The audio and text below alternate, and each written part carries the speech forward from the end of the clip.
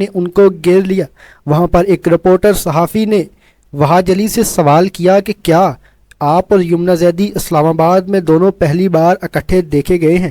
کیا آپ لوگوں کا کوئی نیا پروجیکٹ اسلام آباد میں جاری ہے؟ جس پر وہاج علی مسکرا دیے، انہوں نے کچھ نہ کہا، جس پر یمنا زیدی نے کہا کہ یہ ایک سیکرٹ ہے، ہم نہیں بتا سکتے۔ فینز نے زور زور سے نعرے بازی شروع کر دی اور دونوں کا نام اونچی اونچی پکارنا شروع کر دیا اور کہا کہ ہمیں بتائیں، ہمیں بتائیں۔ فینز کے اتنے اصرار اور اس قدر زور پر وہاج علی نے کہا اچھا میں بتاتا ہوں۔ وہاج علی نے یمنا زیدی سے کہا تو چلو اب بتا ہی دیتے ہیں، اگر اتنا اصرار کر رہے ہیں تو یمنا زیدی نے کہا دیکھ لو تمہاری مرضی ہے، جا کر ڈائریکٹر سے ڈانٹ نہ پڑ جائے۔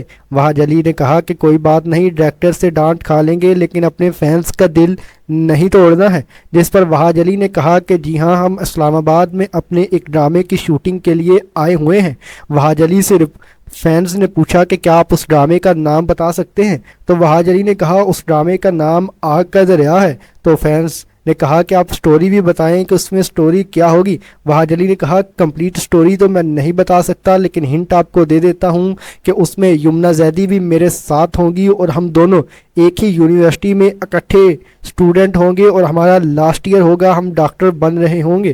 وہاں پر ہمیں ایک دوسرے سے محبت ہو جائے گی۔ اس سٹوری کو اس طرح آگے لے کر جایا جائے گا جس میں یمنا ایک امیر زادی ہوگی اور میں ایک غریب گھرانے سے تعلق رکھنے والا لڑکا ہوں گا۔ یمنا کے گھر والے نہیں مانیں گے اور یمنا کا باپ مجھے اغوا بھی کروا دے گا، جس پر دونوں ہنسنا شروع ہو گئے۔ آگے سے وہاج کہے گا کہ یمنا کے باپ نے پہلے ہی مجھے بہت زیادہ مارا ہوا ہے، اس لیے احتیاط کر رہا ہوں۔ فینز کے اس قدر اصرار پر آپ لوگوں کے لیے ایک بیحد بڑی خوشخبری ہے، یہ کہ آگ کا دریا ڈرامہ سیریل جس میں وہاج علی اور یمنا زیدی دونوں اکٹھے آ رہے ہیں، تیرے بن کی بے حد مقبولیت اور کامیابی کے بعد اب تمام لوگوں کی یہی خواہش تھی کہ وہاج علی اور یمنا زیدی کا کوئی نیا ڈرامہ آئے، یعنی کہ میرب اور معتصم کا جو کپل ہے وہ دوبارہ کسی ڈرامے میں اکٹھا نظر آئے۔ تو آپ لوگوں کی اس خواہش کو مد نظر رکھتے ہوئے ڈائریکٹرز نے اس بات کا فیصلہ کر لیا ہے کہ آپ لوگوں کے لیے اب ڈرامہ بنایا جائے گا۔ جو ڈرامہ بن رہا ہے اس کی شوٹنگ اسلام آباد میں، یعنی اسلام آباد کے خوبصورت پہاڑوں پر ہوئی ہیں اور وہاج علی اور یمنا زیدی کو مارگلا ہلز کے پہاڑوں پر ہی اکٹھے ڈنر کرتے ہوئے بھی دیکھا گیا تھا۔ ناظرین گرامی، آپ کو اس ڈرامے کا کتنا انتظار ہے، اس بارے میں آپ اپنی رائے سے ہمیں کمنٹ سیکشن میں ضرور بتائیے گا، اور یہ ڈرامہ آپ کو کس قدر پسند آئے گا یہ بھی اس کا فیصلہ تو ہم ڈرامہ دیکھنے کے بعد کریں گے۔ اس میں مزے کی بات یہ ہے کہ اس ڈرامے میں یعنی کہ مریم بھی ہوں گی، اور جو آپ نے اس سے پہلے ملک زبیر کا کریکٹر دیکھا تھا وہ لڑکا بھی اسی ڈرامے میں ہوگا، لیکن اس ڈرامے کی سٹوری کچھ ڈیفرنٹ ہوگی اور ان کے ریلیشنز بھی ڈیفرنٹ ٹائپ ہوں گے، اور اس ڈرامے کی سٹوری کو اسی پر بیسڈ کیا گیا ہے۔ تو اگر آپ کو ہماری آج کی یہ ویڈیو پسند آئی ہو تو آپ ہمارے چینل کو ضرور سبسکرائب کیجئے گا، ویڈیو کو لائک کیجئے گا اور کمنٹ شیئر ضرور کیجئے گا۔ اذان کی آواز سنتے ہوئے ہم آپ کو اب ایپیسوڈ 1 کی کمپلیٹ سٹوری بتانے کی کوشش کرتے ہیں۔ سٹوری کچھ اس طریقے سے ہوگی کہ اذان کی آواز سنتے ہوئے تائشہ اٹھی اور اٹھ کر نماز ادا کرنے لگی۔ نماز ادا کرنے کے بعد دعا کے لیے ہاتھ اٹھائے۔ سب سے پہلے زمل کا خیال آیا۔ کل فون پر اس نے کہا تھا اماں سائیں میرے لیے دعا کیجیے گا کہ آج میں شاہ رخ خان تک پہنچنے میں کامیاب رہوں گی، اگر میں اس کا انٹرویو لینے میں کامیاب ہو گئی تو میرا پروموشن ہو جائے گا۔ اس نے مسکراتے ہوئے سب سے پہلے زمل کے لیے دعا مانگی اور اس کے بعد شازم کے لیے، جیسے ابھی نماز کے لیے جگا کر آئی تھی۔ اس نے ابھی کل کہا تھا اماں سائیں میرے لیے اسپیشل دعا کیجیے گا، اللہ آپ کی سنتے ہیں۔ اس نے ہنستے ہوئے شازم کے لیے دعا مانگی تھی۔ جازم کبھی کہتا نہیں تھا لیکن وہ تائشہ کا لاڈلا تھا، اس کے لیے تو وہ دن رات دعاگو رہتی تھی۔ ایک اتنا خطرناک پروفیشن چنا تھا اس نے، اور باپ کی طرح غصہ ہمیشہ ناک پر بیٹھا ہوا، اس کے تو مزاج ہی نہیں ملتے تھے کسی سے۔ نماز ادا کر کے وہ فوراً اٹھی، اسے یقین تھا شازم دوبارہ سو چکا ہوگا، اسے جگانے میں اسے پھر سے بہت سارا وقت لگ جانا تھا، اور آج کا دن تو اتنا خاص تھا کہ وہ آج کسی بھی سونے نہیں دینے والی تھی سوائے جازم کے۔ کل رات جازم 3 بجے کے بعد گھر واپس آیا تھا اور ابھی تک اس کی نیند مکمل نہیں ہوئی تھی، اس کے باوجود بھی وہ اٹھ کر نماز ادا کر کے دوبارہ سونے جا چکا تھا، اور ایک شازم تھا۔ وہ شازم کے کمرے میں آئی جہاں اسے سوتا دیکھ کر اس کے چہرے پر مسکراہٹ پھیل گئی۔ وہ بالکل جنید جیسا تھا، سوتے ہوئے بھی مسکراتا تھا، اور جازم وہ تو سوتے ہوئے بھی چہرے پر اتنے خطرناک اثرات بنا کے رکھتا تھا کہ کسی کو بھی پتہ چل جاتا ہے کہ اس کی شخصیت دوسروں سے مختلف ہے۔ شازی اٹھ جاؤ میرا چاند، دیکھو صبح ہو گئی ہے، نماز کا وقت نکلا جا رہا ہے۔ کوئی بات نہیں اما سائیں، اللہ سائیں تو میرے دوست ہیں، ایک دن معاف کر دیں گے۔ شازم نے انگڑائی لیتے ہوئے چادر دوبارہ اپنے چہرے پر لینے کی کوشش کی، لیکن اس سے پہلے ہی ٹھنڈے پانی کے جھٹکے نے اسے زمین پر گرا دیا۔ استغفر اللہ، سیلاب آ گیا ہے کیا؟ ابھی تک تو نہیں آیا، لیکن اگر تم 5 منٹ میں نہیں اٹھے اور تم نے اماں سائیں کو تنگ کیا تو یہاں تمہارے آنسوؤں کی باڑھ ضرور آ جائے گی۔ جازم نے ایک جھٹکے سے چادر کے اوپر سے کھینچ کر دور پھینکی۔ اماں سائیں کیا آپ بھی کچھ نہیں بولے گی؟ شازم نے جازم کی حرکت کی طرف اشارہ کرتے ہوئے کہا، میری جان وہ تمہیں نماز کے لیے جگا رہا ہے۔ تائشہ نے صلح کا جھنڈا لہراتے ہوئے کہا، یہ میرا اور اللہ کا معاملہ ہے، کسی دوسرے تیسرے کو بیچ میں پڑھنے کی ضرورت نہیں۔ اسے کہیں جا رہا ہوں میں نماز پڑھنے کے لیے، اپنی شکل نہ دکھائے مجھے۔ وہ غصے سے بڑبڑایا، جبکہ جازم بنا اس کی طرف دیکھے اس کے کمرے سے نکلنے لگا، لیکن جاتے ہوئے بتانا نہیں بھولا، آئینہ دیکھ کر اپنی بات سے مکرنا مت کہ تم میری شکل نہیں دیکھنا چاہتے۔ جازم کی بات پر تائشہ مسکرائی، جبکہ وہ بے بسی سے تائشہ کو دیکھ رہا تھا۔ ہاں بھی تمہیں نے تو ہی کہا ہے تم جازم کا چہرہ نہیں دیکھنا چاہتے، اگر اس کی شکل نہیں دیکھنا چاہتے تو اپنے دیکھنے کی بھی ضرورت نہیں ہے۔ تائشہ مسکراتے ہوئے باہر نکل گئی، جبکہ وہ خاموشی سے وضو کرنے چلا گیا۔ جب وہ باہر آیا تو اچانک ہی یاد آ گیا، اللہ سائیں آج تو بابا سائیں کی سالگرہ ہے، کیا اللہ جی دوست ہو کر بلوا دیا۔ اس نے جلدی سے جانماز بچائی، کیونکہ نماز ادا کرنے کا بعد اس کا ارادہ جنید کو وش کرنے کا تھا، لیکن ٹھنڈے پانی کا گلاس کا بدلہ تو وہ جازم سے ضرور لینے والا تھا، کیونکہ شازم جانتا تھا کہ جازم نے اس سے کل بائک ٹائم پر نہ پہنچانے کا بدلہ لیا ہے۔ 9 بج گئے ہیں، ابھی تک تو شارف صاحب وہاں سے جا چکے ہوں گے۔ زمل بکتے ہوئے منزل کے اندر آئی تھی، بلو جینز کے اوپر وائٹ کرتا پہنے، بالوں کو پونی ٹیل میں قید کیے، ہر طرح کے میک اپ سے پاک چہرہ ہائی ہیل میں بھاگتے ہوئے اوپر کی طرف جا رہا تھا، جبکہ نہ جانے کتنے مردوں کی تعداد کی بلڈنگ میں اکیلی لڑکی کو دیکھ کر بہت سارے لوگ شکی نظروں سے اسے دیکھ رہے تھے۔ شاہ رخ خان سے ملنا ہے مجھے، اس نے 4-5 مردوں کے حلقے کو دیکھتے ہوئے کہا۔ پھر اچانک دماغ میں خیال آیا، وہ آدمی یقیناً یہاں شاہ رخ کے نام سے تو نہیں رہا ہوگا۔ اس بلڈنگ میں تقریباً 200 مرد رہتے ہیں، ان میں سے کسی کا نام بھی شاہ رخ نہیں ہے۔ ایک بزرگ سے آدمی نے اسے جواب دیا۔ سیڑھیوں پر ان لوگوں کو کھڑے دیکھ کر اس کے پاس مزید اوپر جانے کی وجہ نہ تھی، اس لیے وہ بالکل خاموش، جانے کی کوئی وجہ نہیں تھی، اور جس طرح سے وہ پانچویں اسے دیکھ رہے تھے یقیناً وہ جانے بغیر اس سے اوپر نہیں جانے دے سکتے تھے۔ لیکن میں اوپر جانا چاہتی ہوں، میرے دوست ہوتے ہیں یہاں۔ دوست کا نام بتائیں، بزرگ نے اس کی بات کری۔ دوست کا نام 200 مردوں میں سے اس وقت کوئی ایک بھی نام ذہن میں نہیں آ رہا تھا۔ اگر شاہ رخ نام کا یہاں کوئی آدمی نہیں تھا تو اور کوئی نام لے کر وہ لوگوں کو شک میں مبتلا نہیں کر سکتی تھی۔ ڈارلنگ بولا نا، گبر سے ملنا ہے۔ نیچے اترتا آدمی سیڑھیاں پھلانگتا ہوا ایک لڑکا اس کے قریب آیا، آدھے بال آنکھوں پہ تالے، جو کہ بے حد برے لگ رہے تھے، لیکن شاید فیشن کے نام پر یہ نمونہ بن گیا تھا۔ ایک سائٹ میں سگریٹ دبائے شاید کسی فلمی ہیرو کی نقل کر رہا تھا، اور وہ شاید کسی فلمی ہیرو کی نقل کر رہا تھا۔ جسم سے اڑتی پرفیوم کی خوشبو کم بدبو زیادہ لگ رہی تھی۔ شاید اس نے کوئی سستا سا برانڈ یوز کیا تھا، وہ بھی بہت سارے مکس کر کے۔ زمل ناک پر ہاتھ رکھتے ہوئے ذرا سا پیچھے ہوئی، ڈارلنگ میں وہیں جس کو تو ڈھونڈ رہی ہے، بولے گی نہیں کیا؟ میں نے تجھے بلایا تھا بلڈنگ دیکھنے کے لیے۔ وہ آنکھوں سے اسے اشارہ کر رہا تھا۔ ایکٹنگ اچھی کر رہے ہو مسٹر، لیکن سامنے کھڑے بزرگ تمہاری بات پر یقین نہیں کریں گے۔ زمل مڑ کر بھی کبھی اس انسان کے ساتھ اوپر نہیں جائے گی۔ میرا نام زمل جنید خان ہے، کراچی نیوز چینل کے لیے کام ملتی ہوں۔ خبر ملی ہے کہ یہاں ایک بہت ہی مشہور سیکرٹ ایجنٹ نے کچھ وقت کے لیے قیام کیا ہے، مجھے ان کا انٹرویو چاہیے۔ اگر میں ان کا انٹرویو لینے میں کامیاب ہو گئی تو میری زندگی بدل جائے گی، اس لیے پلیز آپ لوگ راستے سے ہٹے۔ زمل نے سچ بتایا۔ اس کے بعد شاہ رخ کے مشن پر کیا اثر پڑتا ہے اس سے جمل کو کوئی مطلب نہ تھا. اسے مطلب تو تھا کہ بس اتنا کہ اگر وہ انٹرویو لینے میں کامیاب ہو گئی تو اس کا پروموشن ہو جائے گا. اس لیے اس نے سچ بتانا بہتر سمجھا. نہیں بی بی, یہاں کوئی شاہ رخ نہیں رہتا.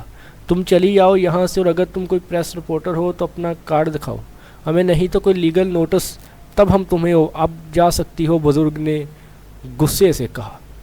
ان بزرگ کی اس کی بات پسند نہیں آئی تھی. اگر یہاں پر کوئی سیکرٹ ایجنٹ اپنے وطن کے لیے کام کر رہا تھا, سب سے چھپا ہوا تھا, یہ بات اس لڑکی کو اس طرح سے سریعام نہیں بتانی چاہیے تھی.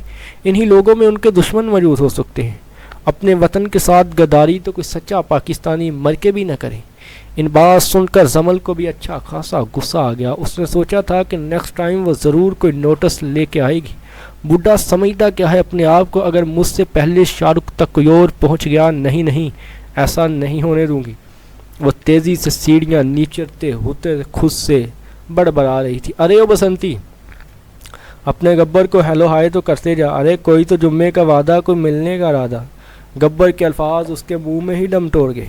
ایک اور چاہیے. اس نے دوسرا ہاتھ سیدھا کرتے ہوئے دکھایا. اس نے اس کے تھپڑ مار دی, جس پر گبر نے نفی میں سر ہلایا اور اپنے بالوں کو جھٹکا دیتے ہوئے اپنی بائیں آنکھ کے اوپر کیا, جو غلطی سے آنکھوں کے پیچھے چلا گیا.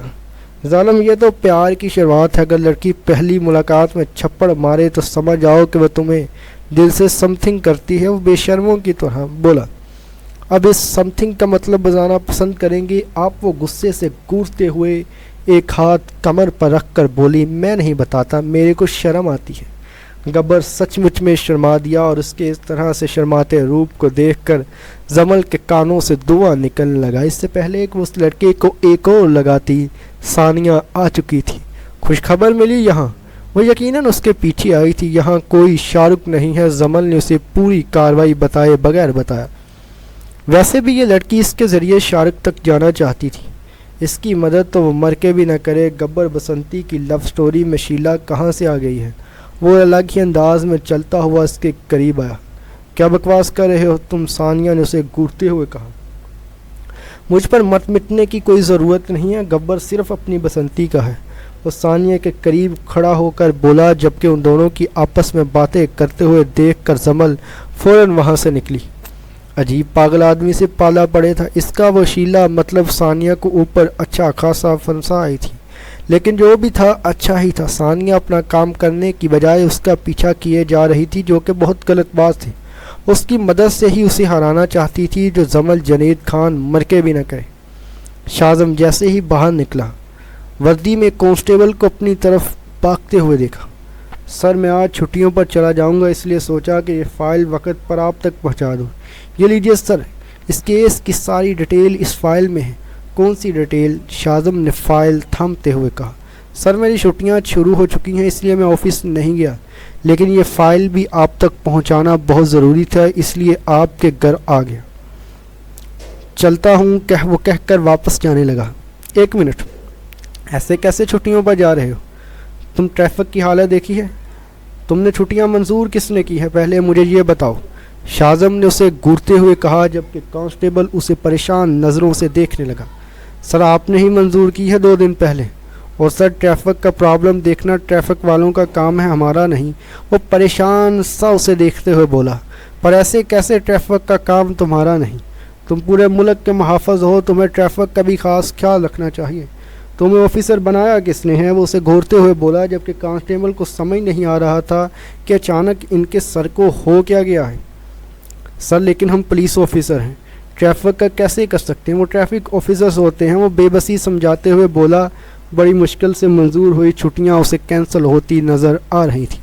اچھا, وہ ٹریفک آفیسرز ہوتے ہیں. سوری یار, مجھے کیا پتہ چلا. آؤ تمہیں چائے پلاتا ہوں, شاہزم نے مسکراتے ہوئے کہا. کانسٹیبل اس کا پل میں بدلتا ہوا روپ اور مسکراتا دیکھ کر سمجھ چکا تھا کہ اس کا سر آج پاگل ہو چکا ہے. نہیں سر, اب میں چلتا ہوں. اسے اس روپ میں دیکھ کر کانسٹیبل پریشانی سے بولا.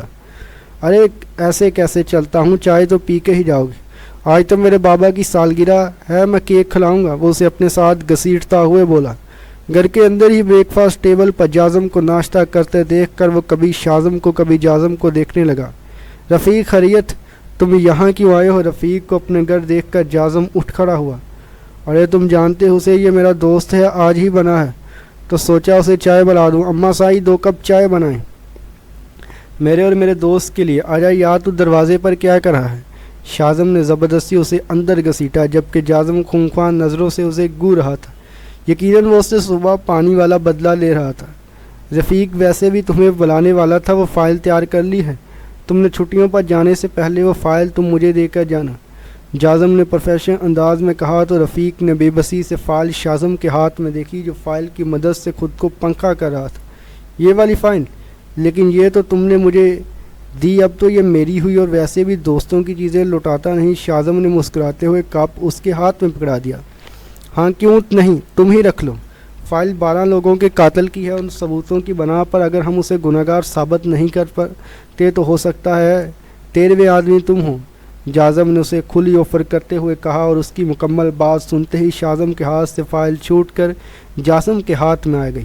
چائے پیو اور کسی کو پتہ نہیں چلنا چاہیے کہ تم نے میرے گھر میں کوئی پاگل آدمی دیکھا ہے۔ جازم کا اشارہ شاذم کی طرف تھا۔ سر، آپ کا جڑواں بھائی بھی ہے، بالکل آپ کی طرح دکھتا ہے، میں تو پہچان ہی نہیں پایا کہ یہ آپ نہیں ہیں، ان کی تو آواز بھی آپ جیسی ہے، رفیق نے ہنستے ہوئے کہا۔ غلطیاں انسانوں سے ہوتی ہے، میرے ماں باپ سے بھی ہو گئی، جازم نے دل میں کہا تھا۔ رفیق کے جانے کے بعد فوراً شاذم نے گاڑی نکالی، جبکہ وہ آرام سے بیٹھا اخبار پڑھ رہا تھا۔ آج تائشہ کے کہنے پر جازم نے چھٹی کر تو لی تھی، لیکن تائشہ جانتی تھی کہ وہ اپنے باز سے کس حد تک خفا ہے۔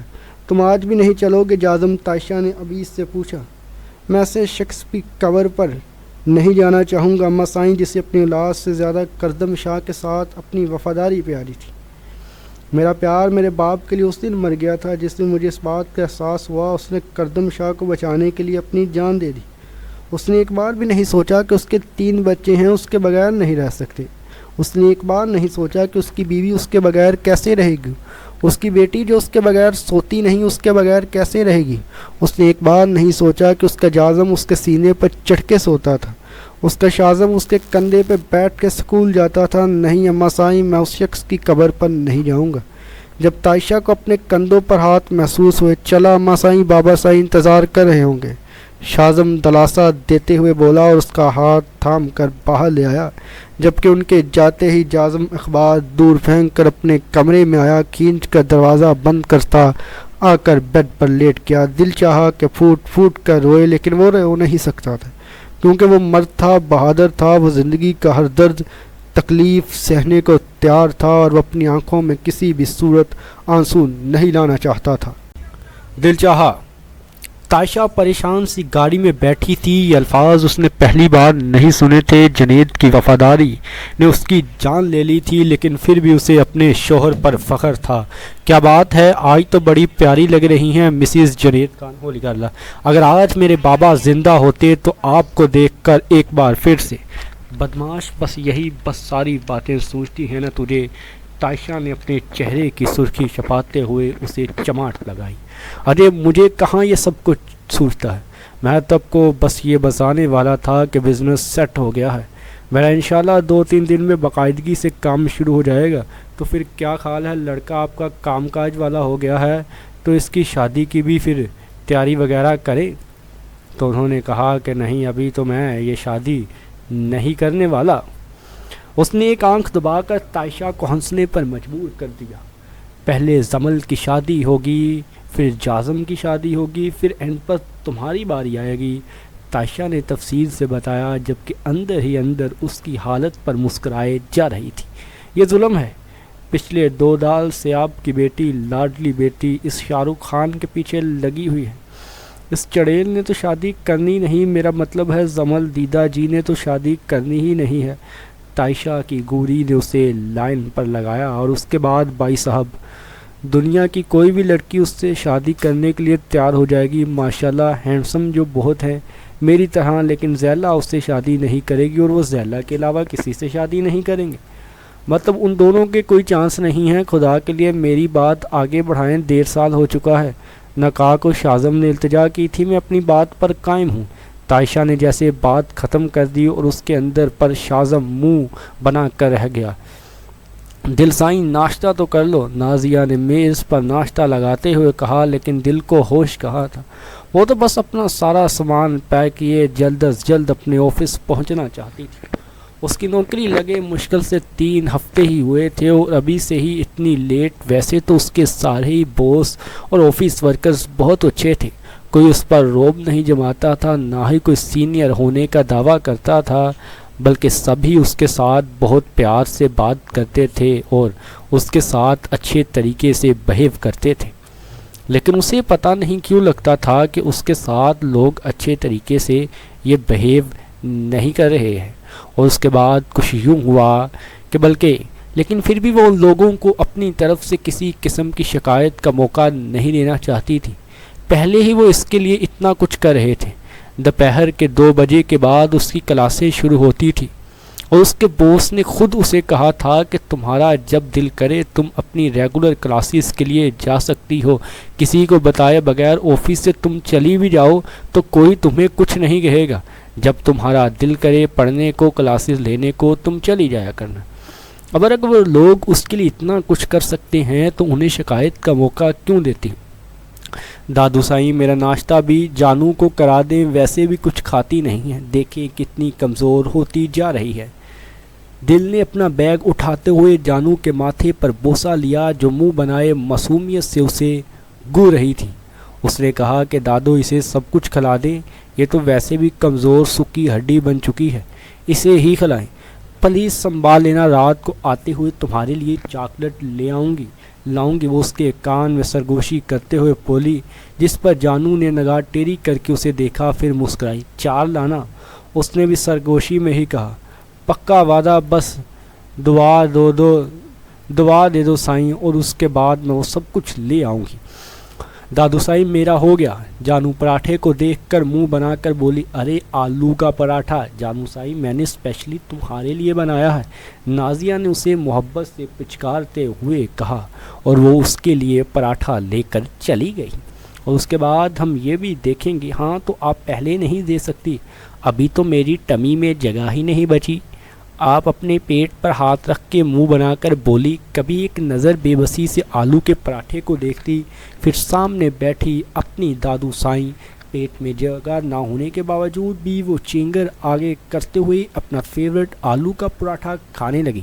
آلو سے بنی کوئی بھی چیز اس کی کمزوری تھی، یہاں تک کہ شازم تو اسے آلو مقدم شاہ کے نام سے پکارتا تھا، اور باقی سب کی تو وہ جانو سائیں تھی۔ اس کا اصل نام حور مقدم شاہ تھا، یہ بات تو جیسے کوئی جانتا ہی نہیں تھا، جس کا وہ بالکل بھی برا نہیں مناتی تھی، بس شرما دیتی تھی۔ خیر شرماتی تو وہ ہر بات پر تھی۔ شاہ خاندان کی چھوٹی سی ننھی سی گڑیا ہر کسی کے لیے اس کی جانو تھی۔ آج اسے کالج سے چھٹی تھی، پاکستان کا کوئی عالمی دن ہونے کی وجہ سے چھٹی تو دل کو بھی تھی، لیکن اسے پھر بھی آفس جانا پڑا، اور نہ وہ دونوں آج بہت مستی کرنے والے تھے۔ یہاں تک کہ دل نے تو اسے اپنے ساتھ شاپنگ پر لے جانے کا بھی وعدہ کیا تھا۔ جانو سائیں، وہ میں کیا کہہ رہی تھی؟ اسے پراٹھا کھانے میں مصروف دیکھ کر نازیہ اپنی بات شروع کرتے ہوئے بولی۔ ایک نظر ان کے چہرے کو دیکھا، پھر اپنا پراٹھا اٹھانے میں مصروف ہو گئی۔ بہرام سائی تم سے ایک بار۔ خورم نے ناشتے سے ہاتھ کھینچ لیا، جبکہ دادو سائیں وہی خاموش ہو گئی۔ میرا ہو گیا ہے، مجھے تھوڑا اپنا کالج کا کام ہے۔ وہ بنا ان کی طرف دیکھے وہاں سے اٹھی اور چلی گئی۔ اس نے ان کو کچھ بھی نہ کہا، جبکہ نازیہ نے بے بسی سے اپنے موبائل کو دیکھا، جہاں بہرام کی کال ابھی بھی چل رہی تھی، اور فون کی دوسری طرف بہرام مقدم شاہ اپنی چھوٹی سی بہن کی نفرت کو اپنے سینے میں اتارتا بے بسی سے اپنے آفس کی کرسی پر سر رکھ گیا۔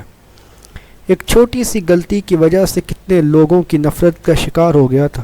وہ کتنا پیارا تھا اس کا گھرانہ، سب کچھ تباہ ہو گیا۔ وہ اپنے اپنوں سے دور انجانوں کے ملک میں رہ رہا تھا، جہاں اس کا کوئی اپنا نہیں تھا، اس کا اپنا کوئی ہمدرد نہیں تھا۔ وہ بالکل خاموش پردیس میں لوگوں کی باتوں کو بغیر سنے وہ اپنی زندگی گزار رہا تھا۔ اس نے ساری سوچوں کو ایک طرف رکھتے ہوئے فون اٹھایا۔ یزدانی صاحب کا آرڈر فائنل ہو گیا ہے، اس نے موبائل اٹھاتے ہوئے اپنے سیکرٹری سے پوچھا۔ جی نہیں سر، ابھی فائز اور اختر کو جاب سے آؤٹ کر 3 دن ہو چکے ہیں۔ آرڈر ابھی تک ریڈی نہیں ہوا، کیا کر رہے ہیں وہ لوگ؟ آؤٹ کرو انہیں میری کمپنی سے، وہ یہاں کام کرنے کے قابل نہیں ہیں۔ اس نے غصے سے کہتے ہوئے فون بند کر دیا، جبکہ دوسری طرف موجود سیکرٹری نے پریشانی سے یہ خبر ورکرز کو سنائی۔ یار یہ سر بہرام تو بہت غصے والے لگتے ہیں، ایک ورکر نے دوسرے سے کہا جو آج ہی نہیں آیا تھا۔ دوسرے نے اس کی معلومات میں اضافہ کرتے ہوئے بتایا 10 سال جیل میں کسی کا قتل کیا تھا۔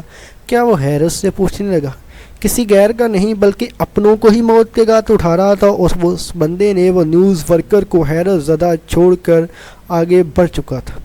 تمہیں یقین ہے کہ وہ ہمیں اسی علاقے میں ملے گی؟ جاسم نے ایک تنگ گلی میں قدم رکھتے ہوئے پیچھے آتے ہوئے ایک لڑکے سے پوچھا کہ وہ کہاں ہے۔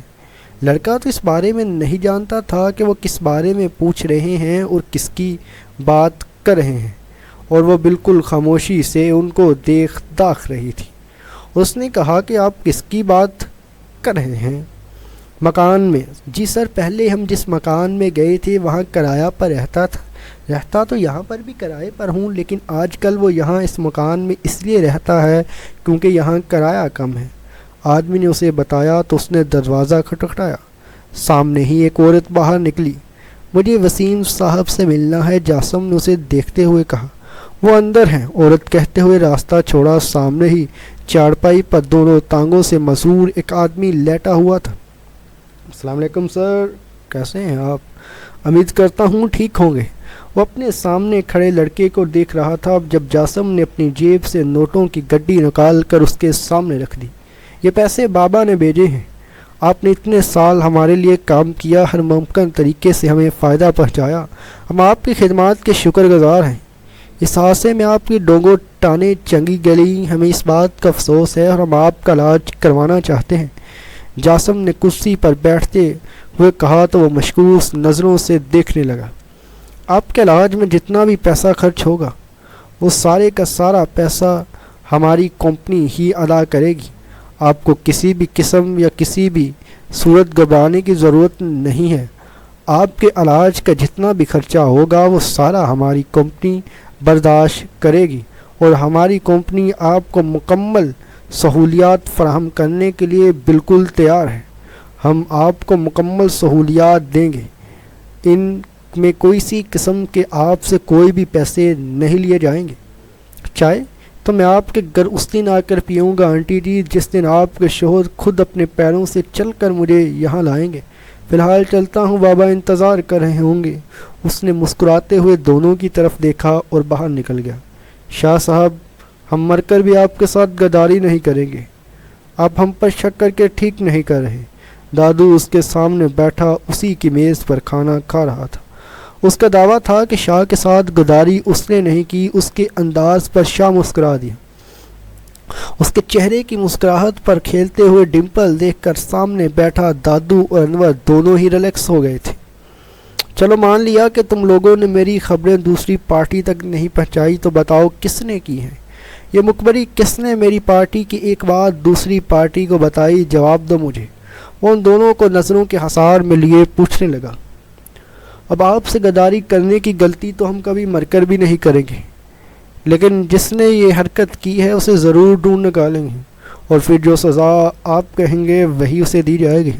انور نے بھرپور جوش سے کہا۔ ہم بالکل ٹھیک کہہ رہے ہیں انور، میں انہیں بہت بری سزا دوں گا، انہیں اپنے سامنے بٹھا کر زہر والا کھانا کھلاؤں گا اور پھر اینٹی ٹولزن ان کے سامنے رکھوں گا، لیکن وہ اٹھا نہیں پائیں گے۔ اس نے مسکراتے ہوئے اپنی جیب سے ایک چھوٹی سی شیشی نکالی اور سامنے رکھ دی۔ وہ دونوں پریشان نظروں سے دیکھنے لگے۔ وہ دونوں بالکل پریشان ہو گئے تھے کہ یہ ہمیں شاہ صاحب کیا کہہ رہے ہیں۔ ان کے نزدیک یہ کافی پریشانی کی بات تھی۔ ان کے پاس کہنے کو کچھ اور نہیں تھا، اور قصے کہانیاں شاہ ان سے کوئی سننے والا تھا نہیں، اور اب انہیں اپنے مقافات میں کچھ ہلتا ہوا نظر نہیں آ رہا تھا۔ انہیں لگ رہا تھا کہ شاید اب قسمت ان کے لیے خطرناک ثابت ہوگی۔ اب ان کے لیے تنہائیوں کا دور شروع ہو چکا تھا۔ ہمارے ہاں تاریخ کے ان رواجوں کی اگر بات کی جائے تو علم و توجہ کو اگر بنیاد بنا کر دیکھا جائے تو ریاست اتنی ہی طاقتور ہوتی ہے جتنی کہ ایک شخص کے ہاتھوں میں پاکستان میں آزادی ہے۔ ہمیں دنیا میں اپنا نام بنانا ہوگا۔ ناظرین گرامی، اگر آپ کو ہماری یہ ویڈیوز پسند آ رہی ہیں تو ہم اپنے ڈرامے کے ٹاپک پر بات کرتے ہیں جس کا نام ہے آگ کا دریا۔ وہاج علی اور یمنا زیدی کے بارے میں اگر بات کی جائے تو وہاج علی اور یمنا زیدی کے بارے میں اگر بات کی جائے تو وہاج اور یمنا پاکستان کے نامور اداکار اور نامور ستارے ہیں۔ ان کے ڈرامات تقریباً آنے والے اور جتنے بھی ڈراماز تاریخ میں اس کے بعد آئیں گے وہ تمام کے تمام سپر ڈپر ہٹ جانے والے ہیں، کیونکہ یہ پاکستان کے نامور اداکار ہیں۔ ان کا ڈرامہ تیرے بن جو ہوا وہ کمال ڈرامہ تھا، اور لوگوں نے اسے جو محبت، جو پیار، جو احترام، جو عزت دی، وہ اس کے لیے ہم آپ کے بے حد شکر گزار ہیں۔ تیرے بن پاکستانی تاریخ کا ایک سپر ڈپر فیمس اور مشہور ڈرامہ رہا ہے اور رہے گا۔ پاکستان کا سب سے سپر ہٹ ترین ڈرامہ تیرے بن ہی تو ہے۔ ناظرین گرامی، اگر آپ کو یہ ڈرامہ سیریل بے انتہا پسند آیا ہو تو آپ ہمارے تمام چینلز کو سبسکرائب کیجئے، ان کو لائک کیجئے، ان کو شیئر بھی کیجئے، اور ساتھ ساتھ ہمارے چینلز کو سبسکرائب بھی کیجئے۔